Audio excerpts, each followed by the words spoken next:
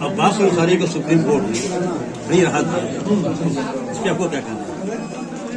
भाई हम तो बार बार यही कहते थे, वो न्यायालय में है, न्यायालय से अपनी गुहार लगा रहा है, न्यायालय उसको फैसला देगा या उसको सजा देगा। अभी वो आपकी पार्टी में ही हमारी पार्टी से विधायक है महाराज, 5 साल तक परमानेंट रहेंगे विधायक, अब उनको कौन हटाएगा। अब बताइए कि देखिए यह प्रदेश और देश गठबंधन से गुजर रहे हैं। देश में 50 दलों की मिलाकर गठबंधन है। अगर प्रदेश में अगर हम यूपी की बात करें तो 3 दलों की सरकार है। बिहार में आप देखिए 2 दलों की सरकार है। पूरा देश गठबंधन से गुजर रहा है और तो हम लोग भी गठबंधन को कैसे इनकार कर सकते हैं। चुनाव आता है तो सभी पार्टियां, चाहे बसपा को देखिए, चाहे सपा को देखिए, चाहे किसी को देखिए, कांग्रेस को, बीजेपी को, तो कांग्रेस से, बसपा से, सपा से सबका गठबंधन होते रहे, चुनावी गठबंधन होते रहे। तो सब लोग अपने अपने वोटरों को अपनी अपनी भावना से समझाते बताते हैं। अब बात अंसारी को सुप्रीम कोर्ट ने बड़ी राहत दी, इस पर आपको क्या कहना है? भाई हम तो बार बार यही कहते थे, वो न्यायालय में है, न्यायालय से अपनी गुहार लगा रहा है, न्यायालय उसको फैसला देगा या उसको सजा देगा। अभी वो आपकी पार्टी में ही हमारी पार्टी से विधायक है महाराज, 5 साल तक परमानेंट रहेंगे विधायक, अब उनको कौन हटाएगा। अब बताइए कि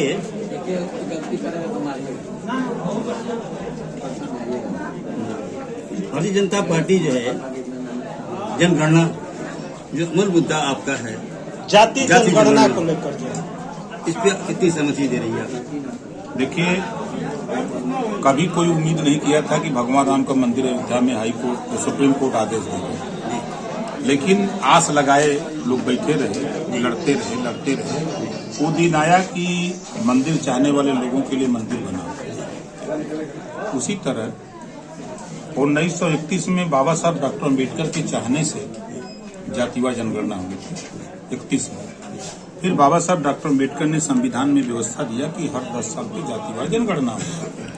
लेकिन सरकार में बैठे हुए लोग वो इस बात का एहसास जनता को नहीं करा पाए कि जातिवार जनगणना बहुत जरूरी है। जब ओम प्रकाश राजभर आज 20 साल से हम धीरे धीरे गरमाते इस चुनाव ये मुद्दा गर्म हुआ 22 के चुनाव में। हम बराबर कहते हैं और मैं आपसे भी कह रहा हूं, होगा, यही भारतीय जनता पार्टी करेगी। अब देखिएगा ना, जब कश्मीर में सरकार बनाना हुआ तब पीडीपी महबूबा मुफ्ती जिस जहां एकदम 36 का आंकड़ा था, भाजपा और पीडीपी मिलकर सरकार बनाए ना, संभव था? नहीं संभव। उत्तर प्रदेश में बसपा और सपा में 36 का आंकड़ा था, दोनों मिलकर सरकार बनाए।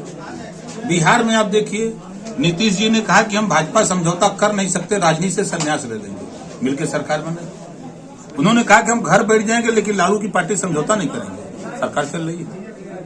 तो हमको भरोसा है, हमारे लोगों को भरोसा है, जातिवार जनगणना मजबूर कर दूंगा लोगों को। जा रहा हूं 27 को बिहार, शुरुआत वहीं से चापूंगा कि आपने प्रेस वार्ता करके कहा है तो क्यों नहीं करते हो, करो, नहीं तो फिर धज्जी उड़ा देंगे यूपी में तुम्हारी।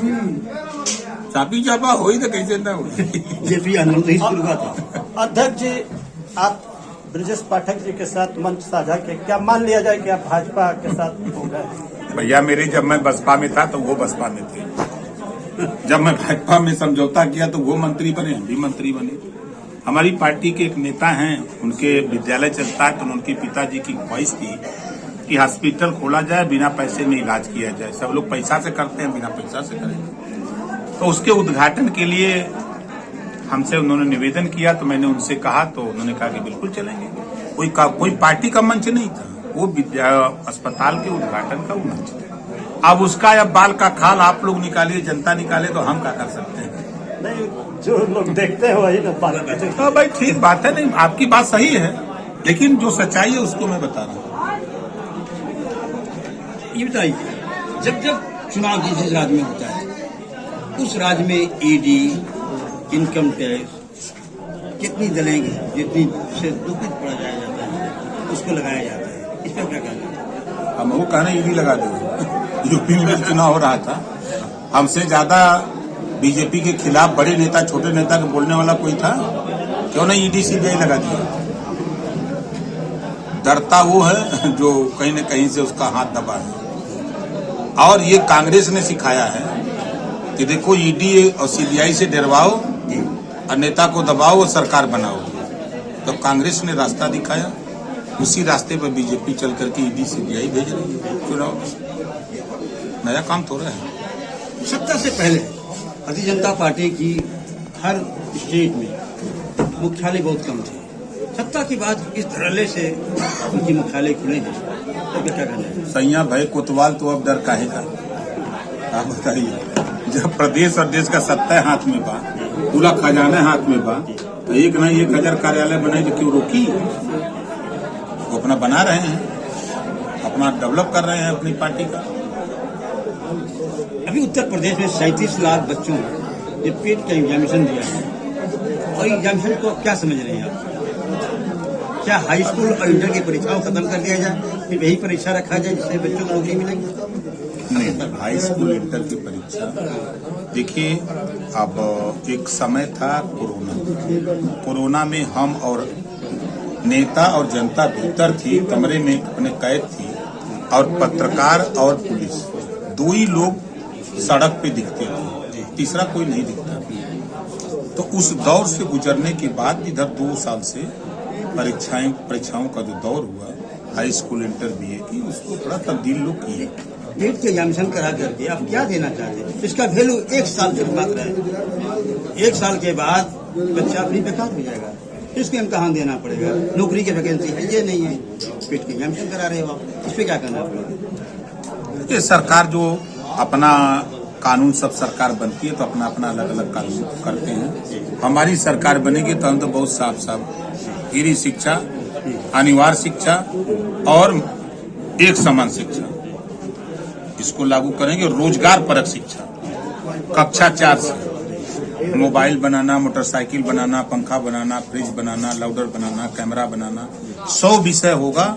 एक विषय हर जाति के बेटा बेटी को पढ़ना अनिवार्य करेंगे, ताकि वो 4 साल 5 साल 6 साल में स्कूल छोड़े तो मोबाइल पढ़ने वाला बच्चा वो मोबाइल बनाने का तौर तरीका सीखे।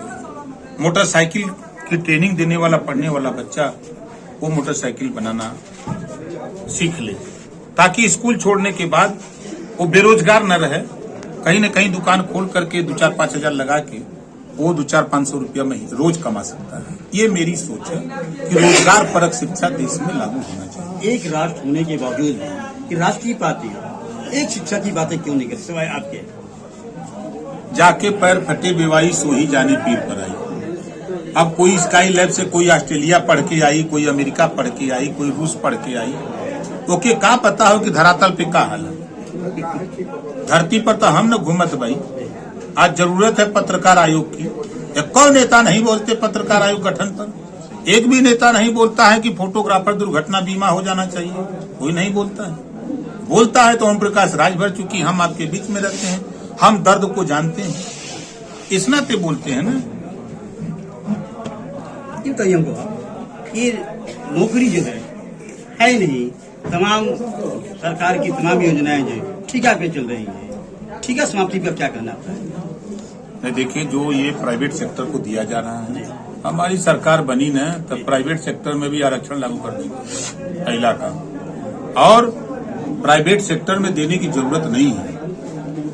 जो सरकारी संस्थाएं हैं उसको सारी सुविधा व्यवस्था करके उसको चलाने की जरूरत है। जैसे उदाहरण हमने देखा कि गोरखपुर में यूरिया का कारखाना बंद था, लेकिन पैसा देकर के मोदी जी ने उसको उद्घाटन किया। पता नहीं चल रहा कि नहीं चला, नहीं जानते देखिए, लेकिन रिन्यूअल करने का काम हुआ कि जो बंद प्लांट है उसको संसाधन देके चलाया जाए। तो हमारी सरकार बनेगी तो हम लोग वही काम करेंगे। यानी आप ठेका समाप्त करेंगे? बिल्कुल, ये कौन डरामा? निजी क्षेत्र में भी आरक्षण बिल्कुल होना चाहिए आरक्षण। क्यों नहीं होना चाहिए? कहाँ जाएगा ये गरीब कमजोर जो जब आरक्षण खत्म कर रहे हैं तो हम लोग आरक्षण कैसे मानेंगे खत्म करें? हेलो बहुत चालू करो। देखा आपने सर ऐसा है कि इस समय जो है साधारण माफ हो सकते हैं तो घरेलू बिजली का बिल भी इनका माफ होना चाहिए जी। उसको माफ कराने के लिए ये सब बेचारे चंदा लगा के भीड़ जुटा के आंदोलन किया जा रहा है। आंदोलन से ही देश आजाद हुआ। आंदोलन करने के बाद ही बाबा साहब डॉक्टर अम्बेडकर जी ने आपको संविधान दिया।